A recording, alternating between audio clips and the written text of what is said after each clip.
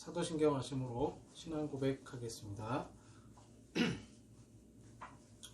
전능하사 천지를 만드신 하나님 아버지를 내가 믿사오며 그 외아들 우리 주 예수 그리스도를 믿사오니 이는 성령으로 잉태하사 동정녀 마리아에게 나시고 본디오 빌라도에게 고난을 받으사 십자가에 못 박혀 죽으시고 장사한 지 사흘 만에 죽은 자 가운데서 다시 살아나시며 하늘에 오르사 전능하신 하나님 우편에 앉아 계시다가 저리로서 산자와 죽은 자를 심판하러 오시리라. 성령을 믿사오며 거룩한 공예와 성도가 서로 교통하는 것과 죄를 사하여 주시는 것과 몸이 다시 사는 것과 영원히 사는 것을 믿사옵나이다. 아멘. 찬송하시겠습니다.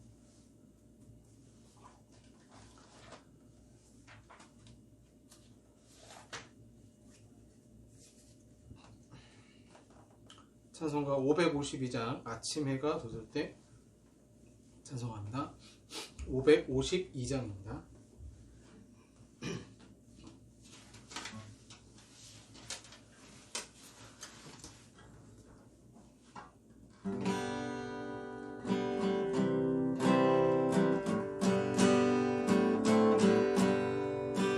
아침 해가 돋을 때 마음을 신선하여라. 나도 세상 지낼 때 햇빛 되게 하소서. 주여 나를 도우사 세월호 손 안고서 어느 세상 지낼 때 햇빛 되게 하소서. 새로운 눈과 흐름을 보람있게 보내고 주의 일을 행할 때에 햇빛 되게 하소서.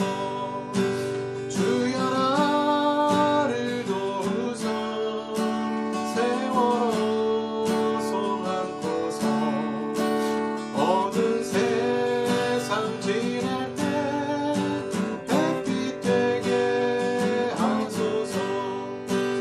한 번 가면 안 오는 빠른 걸음 지날 때 귀한 시간 맞춰서 햇빛 되게 하소서. 주여 나를 도우사 세월호 손 안고서 어두운 세상 지낼 때 햇빛 되게 하소서. 한낮주를 위하여 몸과 마음을 드리고 주의 사랑 나타내 햇빛 되게 하소서.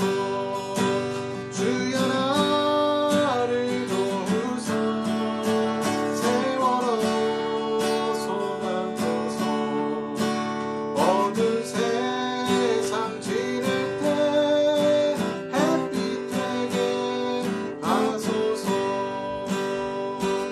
아멘.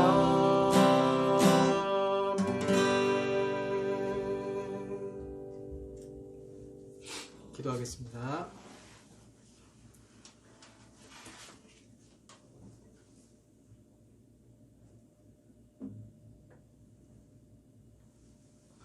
사랑의 아버지 하나님 감사합니다. 2020년을 주님 안에서 마무리하게 하시고 이제 2021년 새로운 해가 떠오르며 의의 햇빛이 떠오르며 우리로 주여 인도하시니 주여 감사드립니다.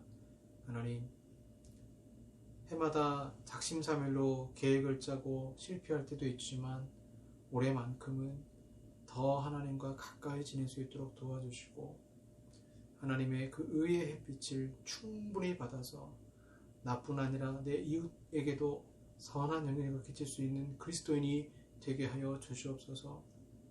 특별히 코로나19를 통하여서 한국 교회의 민낯이 드러났고 너무나 부끄러운 모습이 드러났습니다.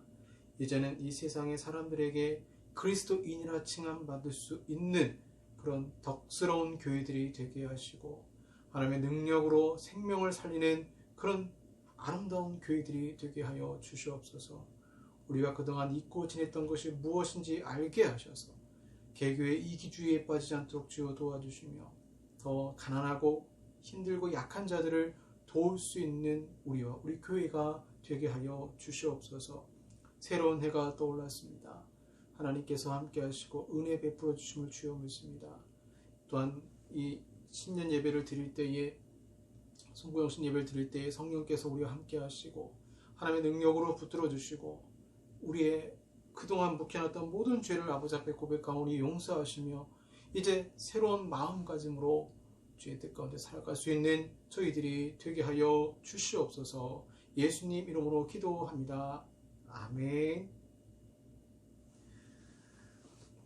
네, 성경 말씀은 시편 37편입니다. 시편 37편 7절에서 24절까지 말씀입니다. 시편 37편 7절에서 24절까지 말씀입니다. 제가 봉독하겠습니다. 구약 828쪽입니다. 시편 37편 7절에서 24절까지 말씀입니다. 여호와 앞에 잠잠하고 참고 기다리라. 자기의 길이 형통하며 악한 꾀를 이루는 자 때문에 불평하지 말지어다. 분을 그치고 노를 버리며 불평하지 말라. 오히려 악을 만들 뿐이라. 진실로 악을 행하는 자들은 끊어질 것이나 여호와를 소망하는 자들은 땅을 차지하리로다. 잠시 후에는 악인이 없어지리니 내가 그곳을 자세히 살필지라도 없으리로다. 그러나 온유한 자들은 땅을 차지하며 풍성한 화평으로 즐거워하리로다. 악인이 의인치기를 꾀하고 그를 향하여 그의 일을 가는도다. 그러나 주께서 그를 비웃으시리니 그의 날이 다가옴을 보심이로다. 악인이 칼을 빼고 활을 당겨 가난하고 궁핍한 자를 엎드러뜨리며 행위가 정직한 자를 죽이고자 하나 그들의 칼은 오히려 그들의 양심을 찌르고 그들의 활은 부러지리로다. 의인의 적은 소유가 악인의 풍부함보다 낫도다. 악인의 팔은 부러지나 의인은 여호와께서 붙드시는도다. 여호와께서 온전한 자의 날을 아시나니 그들의 기업은 영원하리로다. 그들은 환난 때에 부끄러움을 당하지 아니하며 기근의 날에도 풍족할 것이나 악인들은 멸망하고 여호와의 원수들은 어린 양의 기름같이 타서 연기가 되어 없어지리로다. 악인은 꾸고 갚지 아니하나 의인은 은혜를 베풀고 주는도다. 주의 복을 받은 자들은 땅을 차지하고 주의 저주를 받은 자들은 끊어지리로다. 여호와께서 사람의 걸음을 정하시고 그의 길을 기뻐하시나니 그는 넘어지나 아주 엎드러지지 아니함은 여호와께서 그의 손으로 붙드심이로다. 아멘. 네. 오늘 말씀은 앞으로 넘어지십시오 라는 제목으로 말씀 전하겠습니다. 늘 갈망하라. 늘 우직하게. Stay hungry. Stay foolish. 아주 유명한 문장이죠. 애플 창업자인 스티브 잡스가 2005년 스탠포드 대학교 졸업식에 참석해서 축사로 전한 말입니다. 늘 갈망하라. 늘 우직하게. 이런 얘기를 했다 그래요. 다른 사람의 삶을 대신 사느라 시간을 허비하지 말라. 스스로 위대하다고 생각하는 일을 하라. 스티브 잡스의 졸업식 축사는 전 세계인에게 감동을 줬습니다. 이처럼 해외 학교들은 작가라든가 기업인이라든가 연예인 등 각종 분야에서 성공한 사람들이 그 업적을 이룬 사람들이 와서 축사를 해주곤 합니다. 그중 이제 그 축사를 모아둔 것 중에 제가 좀 감명 깊게 읽은 축사가 있는데요. 흑인 배우죠. 덴젤 워싱턴의 축사가 참으로 감동적이었습니다. 소개해드리겠습니다. 여러분은 삶에서 언제든 실패할 겁니다. 그 사실을 받아들이세요. 여러분은 질 겁니다. 여러분은 당황할 거고요. 망할 겁니다. 이건 의심의 여지 없는 사실입니다. 받아들이세요. 실패는 반드시 올 수밖에 없다는 것을. 실패하지 않는다는 건 시도조차 하지 않는다는 겁니다. 여러분은 실패할 용기가 있습니까? 제 아내가 저에게 그러더군요. 당신이 한 번도 갖지 않은 것을 가지려면 한 번도 해보지 않은 뭔가를 일단 해봐야 한다고. 실패해야만 여러분이 진정 원하는 것이 무엇인지 알 수 있어요. 삶은 절대 직선이 아닙니다. 위험을 감수하세요. 위험을 감수한다는 건 단순히 직업을 구할 때만 해당하는 말이 아닙니다. 위협을 감수하기 때문에 자신이 아는 것이 무엇이고 모르는 것이 무엇인지 알 수 있어요. 위험을 감수하세요. 새로운 생각을 받아들이세요. 절대 좌절하지 마세요. 절대 기대지 마세요. 여러분이 가진 모든 것을 쏟아 부으세요. 삶을 살아가면 언젠가 넘어지더라도 넘어지세요. 단 앞으로 말이죠. 저는 이 마지막 문장을 읽고 머리가 띵한 기분이 들었어요. 삶을 살아가면 언젠가 넘어지더라도 넘어지세요. 단 앞으로 말이죠. 졸업생들을 앞두고 실패를 얘기하는 것은 쉽지 않습니다. 누구나 축복의 말을 듣고 싶어 하죠. 실패를 얘기하기도 또 듣기도 쉽지 않습니다. 청소년 집회 수련을 하다 보면 많은 청소년들이 자신의 인생의 꿈을 위해서 기도합니다. 그리고 그들이 자란 지금의 청년들을 보면 여전히 꿈을 이루지 못했고 현실적인 문제로 직업을 가지고 살아가는 청년들이 대부분입니다. 삶을 살면서 제가 본 그리스도인들은 세상적 기준에 보면 성공한 사람보다 실패한 사람이 더 많습니다. 그렇게 넘어지고 또 넘어지는 사람들을 보면서 특별히 코로나19를 지나는 이 시기에 얼마나 많은 사람들이 실패했습니까? 사업장을 열었는데 코로나가 터지면서 망한 사람들이 얼마나 많습니까? 직장을 잃은 사람들, 꿈을 잃은 사람들, 가족을 잃은 사람들, 팬데믹에 답답한 사람들. 2020년 졸업을 하면서 저는 이 예배 때 무슨 말씀을 전할까 고민을 했습니다. 그리고 현실적인 말씀을 준비했습니다. 바로 앞으로 넘어지십시오입니다. 2021년에 백신 접종과 그 다음에 치료제 개발로 이 세상이 정상화되는데 적어도 여름이나 가을로 예상하고 있습니다. 이맘때쯤이면 교회에서는 목회 계획을 세우고 비전을 세우고 세부 활동을 저는 정했습니다. 그래서 매주 무엇을 할지를 1년치를 달력을 보면서 정했던 기억이 있어요. 그런데 2021년은 그렇게 할 의미가 없습니다. 그저 우리에게 주어진 삶 속에서 저는 이것이 계획이다라고 말씀드리고 싶어요. 내년도 계획이 무엇입니까? 그래서 이렇게 답하고 싶어요. 살아남는 것입니다. 살아남으십시오. 앞으로 넘어지더라도 살아남으십시오. 먼저는 내 영혼이 살아나야 됩니다. 온라인 예배로 언택트시대로 교회에 가기 쉽지 않은 상황에서 저번에 한번 예배에 대해서 말씀드린 것처럼 개인 경건에 힘쓰며 살아남아야 합니다. 경제적으로도 여러분 살아나십시오.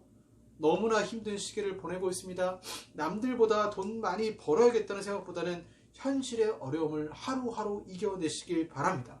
그저 주님께 일용할 양식을 구하십시오. 지금은 마치 사마리아 성을 둘러싸서 사마리아 성 내부에 있는 사람들이 극심한 기근에 시달린 것처럼 그 시기에 중요한 것은 생존입니다. 어떻게 살아남느냐가 우리에게 주어진 현실적인 문제가 되는 것입니다. 그래서 시편 37편에서도 현실적인 생존의 문제를 다루고 있습니다. 시편 37편의 주제가 무엇인가? 지혜시인데요. 경건하지 못한 자들이 번성하는 것에 대해 제기하는 문제를 다루고 있습니다. 불의한 자들은 왜 성공하는가? 왜 정직한 자들이 가난해야 되는가? 이 부분에 대해서 시편 37편에서 다윗이 적나라하게 우리에게 교훈하고 있습니다. 인생을 살아가면 시편 37편에 의하면 두 가지의 인생 패턴이 있다는 것을 말해주고 있어요. 하나는 정직한 사람, 두 번째는 그렇지 않은 악인을 말하고 있습니다. 그런데 이 두 부류의 패턴의 삶에서 의인, 하나님이 인정하시는 사람의 인생은 그리 만만치 않습니다. 만약 여러분 전 세계 사람들이 다 의인이에요. 그러면 다 의인이기 때문에 나도 고생하고 내 이웃도 고생하기 때문에 이 고생이라는 것이 공평하게 느껴져요. 왜? 나도 힘들고 저 사람도 힘드니까요. 그런데 전 세계 사람 중에 몇 사람만 악인이다. 그러면 일단 비교 대상이 생기기 시작해요. 그래서 의인은 이 악인의 형통함을 보고 불평하게 됩니다. 이건 unfair, 공평하지가 않습니다. 저 사람은 왜 저런데 나는 이래야 됩니까? 저 사람은 저렇게 불로소득으로 부자가 되는데 나는 왜 이렇게 가난해야 됩니까? 라는 불평에 이를 수밖에 없는 것이죠. 제가 예능 프로를 보는데요. 남편이 아내의 말에 귀 기울일 때가 있다고 합니다. 그러니까 아내가 이 말만 하면 남편이 적극적으로 호응하면서 대화를 한다는 거예요. 그래서 지혜로운 아내는 남편과 대화하기 위해서 이렇게 시작합니다. 여보, 옆집 남편에 대해서 얘기 들었어요? 이 얘기하면 일단 귀가 번쩍해서 듣기 시작한다는 거예요. 여보, 글쎄 누구누구 아빠가 그랬대. 어떻게 그럴 수 있지? 사람은요, 비교 대상의 얘기에 귀를 기울이게 되어 있습니다. 남자의 자존심이 있죠? 나보다 잘 나가는 사람, 나보다 부자인 사람, 집도 차도 앞서간다고 느껴지는 사람, 관심을 가지게 됩니다. 문제는 그러한 사람들 중에는 불의한 방법으로 재물을 모았다, 이런 얘기를 듣게 되면 억울한 생각이 드는 거죠. 요즘은 로또를 맞아도 서울에서 아파트 구하기 쉽지 않다라고 합니다. 열심히 일해서 2억을 벌면 집값은 어느새 2억이 더 올라서 마치 그 모습이 뭐와 같냐면 개 시합이 있어요. 개 경주가 있는데 이 100m 달리기처럼 원 트랙을 계속 개들이 경주를 하는데 이때 개들이 무작정 뛰지 않으니까 먹이를 걸어놔요. 먹이를 걸어놓으면 이 먹이 걸어놓는 장치가 개보다 항상 1m 정도 이렇게 앞서가게 돼 있어요. 그러니까 강아지는 그걸 먹기 위해서 막 달려가는데 이 장치는 더 앞서가죠. 가면 얘가 가고 가면 얘가 갑니다. 마치 지금 대한민국의 부동산의 모습이 이거와 같다라는 거죠. 나는 열심히 100m 경주 최선을 다해 뛰는데 내 옆 사람은 살살 걸어도 자동차 타고 나보다 앞서서 골인 지점에 다다르는 것입니다. 이걸 불공정 사회라고 그러죠. 불공정 사회에서 의인은 살아가기가 힘든 것입니다. 정치인들 중 몇몇 사람들은 본인 부동산 가만히 있어도 20억을 버는 사람이 있습니다. 그리스도인으로서 불의한 자들이 불의한 방법으로 살아가는 것을 죄라는 것을 알면서도 오히려 부러울 때가 있는 것이 현실입니다. 우리 시대만 그럴까요? 아닙니다. 다윗의 시편에서도 여전히 그런 자들이 있었습니다. 7절이죠. 여호와 앞에 잠잠하고 참고 기다리라. 자기 길이 형통하며 악한 꾀를 이루는 자 때문에 불평하지 말지어다. 이미 다윗은 하나님 앞에 잠잠하고 참고 기다리고 있습니다. 그 당시 의인들도 성소에서 하나님께 기도하며 경건 생활을 하고 참고 기다리고 있습니다. 그러나 참을 수 없는 저 악인의 형통 때문에 불평, 불만이 쌓이게 되는 것입니다. 왜 믿음 생활이 어렵습니까? 사람은 눈과 귀가 있기 때문에 그렇습니다. 눈으로 악인의 형통을 보고 귀로 그 소문을 듣기 때문에 현대판 선악과가 너무나 잘 보이기 때문에 믿음 생활이 어려운 것입니다. 저는 지하철에서 새벽까지 일을 할 때가 있어요. 지하철에서 일을 할 때 어떤 분들이 이렇게 모여서 열심히 스포츠 얘기를 합니다. 축구 얘기를 해요. 뭐 토트넘이 어떻고 레알이 어떻고 그래서 축구를 굉장히 좋아하시는 분들이구나 하고 들어보니까 축구를 좋아해서 얘기하는 게 아니라 축구 결과를 놓고 내가 스포츠 토토를 이렇게 했는데 이거 하나가 번호가 맞았다 안 맞았다 그 얘기를 막 하시더라고요. 일용직 노동자들이 이 세상을 볼 때에 자신들은 그렇게 열심히 일해도 불의한 방법으로 돈 버는 자들을 따라갈 수 없으니까 스포츠 토토 또는 로또라도 하자는 것입니다. 나쁘다는 건 아니에요. 그러나 얼마나 억울하면 그렇게라도 자신의 돈을 허비하면서까지 로또 맞기를 바라겠습니까? 그런데 이런 힘든 상황 속에서 그리스도인으로서 정말 힘든 것이 무엇인가? 오늘 시편에서는 불의한 자, 내가 아는 불의한 자의 형통이 내 자신을 굉장히 힘들게 하는 것입니다. 그렇기 때문에 오늘 본문에서 시편에서 하나님은 성도에게 꼭 가져야 할 성품 하나를 말하고 있습니다. 그것이 무엇일까요? 온유입니다. 7절에 참고 기다리라. 8절에 분을 그치고 노를 버리며 불평하지 말라. 9절에 여호와를 소망하는 자들은, 11절에 온유한 자들은 다 온유입니다. 인내하고 참으라는 것입니다. 온유한 자는 악인의 형통을 부러워하는 자들이 아니라 저들의 잘못된 삶의 패턴을 쫓아가는 자들이 아니라 거슬러서 반대의 삶을 살아가는 자들인 것입니다. 하나님은 이런 온유한 자들에게 약속하셨어요. 9절에 여호와를 소망하는 자들은 땅을 차지하리로다. 11절에 온유한 자들은 땅을 차지하며 13절에 여호와께서 온전한 자의 나를 아시나니 그들의 기업은 영원하리로다. 예수님 뭐라고 말씀하셨어요? 팔복에 온유한 자는 땅을 기업으로 얻는다라고 했습니다. 온유한 자들에게 하나님은 영원한 기업을 주시는 거예요. 그럼 이 설교 들으시는 분들 중에는 목사님, 저 천국에서 갖게 될 영원한 기업도 좋지만 나는 이 땅에서도 땅 좀 있었으면 좋겠습니다. 맞죠? 하나님은 미래의 영원한 기업만 약속하시지 않습니다. 19절에 보시면 현실적인 얘기가 나와요. 그들은 환난 때에 부끄러움을 당하지 아니하며 기근의 날에도 풍족할 것이나 이렇게 말하고 있어요. 그래서 18절에 여호와께서 온전한 자의 나를 아시나니 그들의 기업은 영원하리로다 말하고 있고요. 19절에 그들은 환난 때에 부끄러움을 당하지 아니하며 기근의 날에도 풍족할 것이나 악인들은 멸망한다 그랬어요. 그러니까 의인의 삶이라는 것, 저 미래에 가게 되는 천국에서만 영원한 기업이 있는 것이 아니라 이 땅에서도 하나님이 복 주실 자에게 복을 주신다라고 약속을 하신 것이죠.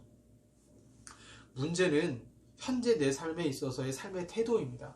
16절 말씀을 내가 온유한 자로서 견디며 살 수 있느냐는 거예요. 16절에 이런 말씀이 있습니다. 의인의 적은 소유가 악인의 풍부함보다 낫도다. 나의 적은 소유가 악인의 풍부함보다 낫다라는 생각을 내 자신이 가지고 있느냐? 부러워하면 어떻게 돼요? 부러워하면 그들과 똑같은 방식으로 돈을 벌려고 할 거예요. 비리를 저지르고 부정부패를 하게 될 것입니다. 그런데 저건 잘못된 거야 라고 생각하고 내가 비록 지금 근신하며 땀 흘려 일해서 소득이 적다 할지라도 의인의 적은 소유로 만족을 하느냐라는 것입니다. 그래서 하나님은 이러한 자들을 어떻게 하십니까? 내버려 두지 않는다는 거예요. 하나님이 붙드신다는 것입니다. 2020년 쉽지 않은 해를 보냈고 이제 2021년 우리는 새로운 해를 살아가게 되었습니다. 두 가지 삶의 패턴 중 우리는 하나를 정해 살아가야 합니다. 철로역적인 크리스찬이 수많은 유혹을 받는 것처럼 우리는 삶을 살아가면서 여전히 부정부패 쉬운 방법의 유혹을 이겨내야만 할 것입니다. 그리고 하나님 이러한 자들에게 약속하셨습니다. 23절과 24절을 제가 읽겠습니다. 여호와께서 사람의 걸음을 정하시고 그의 길을 기뻐하시나니 그는 넘어지나 아주 엎드러지지 아니함은 여호와께서 그의 손으로 붙드심이리로다. 아멘. 자, 23절과 24절에서 하나님은 사람의 걸음을 정하시고 붙드신다고 하셨어요. 여호와께서 사람의 걸음을 정하셨다는 것은 넓은 의미에서는 사람이 걸어가야 할 정도를 정하셨다는 것입니다. 자, 이 말씀이요. 청소년 시기에 이 말씀을 가지고 설교도 하고 기도도 많이 합니다. 청소년들이 이렇게 기도하는 거예요. 왜? 23절에 여호와께서 사람의 걸음을 정하시고 어떻게 생각하는 거예요? 아, 하나님이 내 걸음을 정하셨구나. 기도하는 거예요. 하나님, 제가 고3인데 수능을 봐야 됩니다. 수능을 볼 때 과를 지원해야 됩니다. 변호사가 될까요? 의사가 될까요? 어떤 직업을 가져야 될까요? 하나님, 하나님의 길을 정해 준다고 했으니까 나를 그 길로 인도해 주세요. 잘못 기도한 거죠.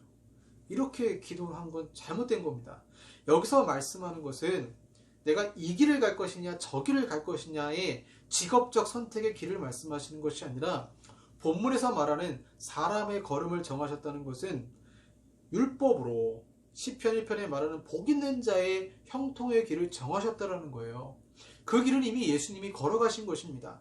악인의 형통을 부러워하지 않고 소득이 조금 적을지라도 정직하게 살려고 하는 그 의인의 길을 하나님이 정하셨고 하나님은 그 길을 하나님이 원하시는 길이라고 말씀하시고 하나님의 뜻대로 걸어가는 인생을 기뻐하신다는 거예요.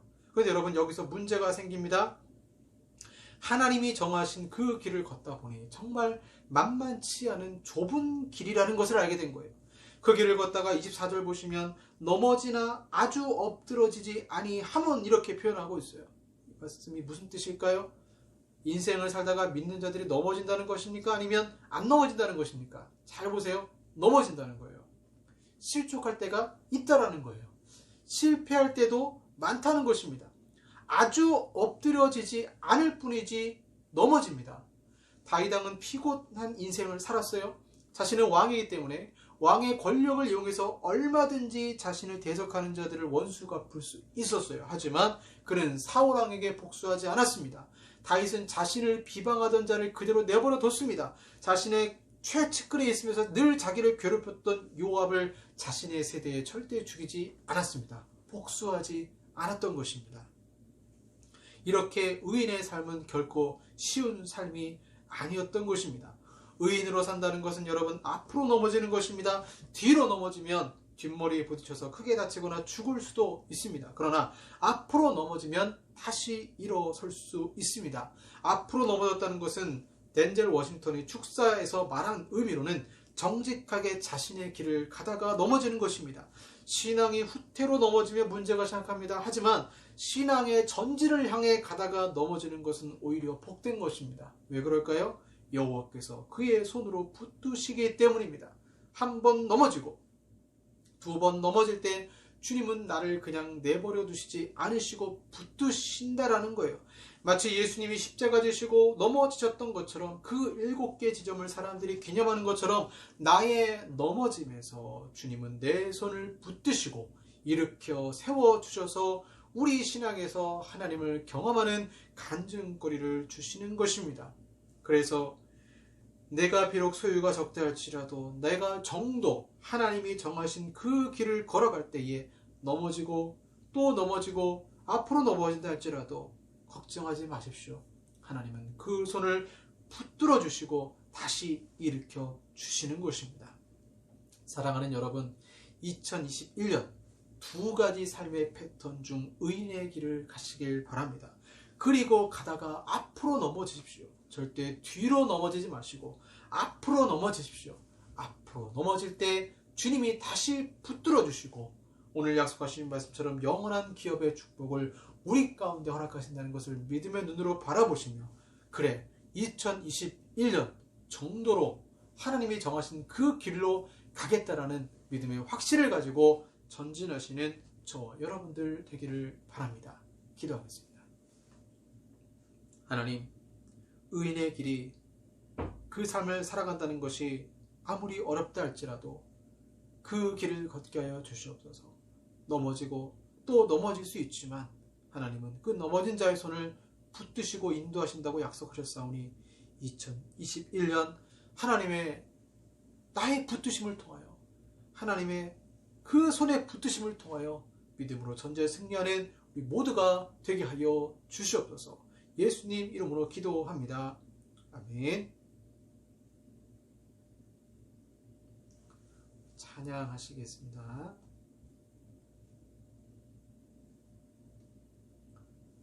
고단한 인생길 힘겨운 오늘도 예수 늘 함께 하시네. 주님이 우리 함께 하심을 믿습니다.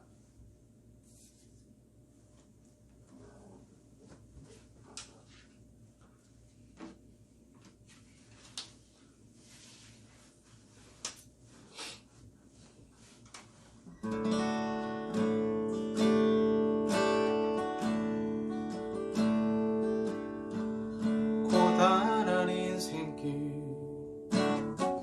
힘겨운 오늘도 예수 내 마음 아시네. 지나간 아픔도 마주할 세상도 예수 내 마음 아시네. 고단한 인생길 고단한 인생길 힘겨운 오늘도 예수 내 마음 아시네. 지나간 아픔도 마주할 세상도 예수 내 마음 아시네. 믿음의 눈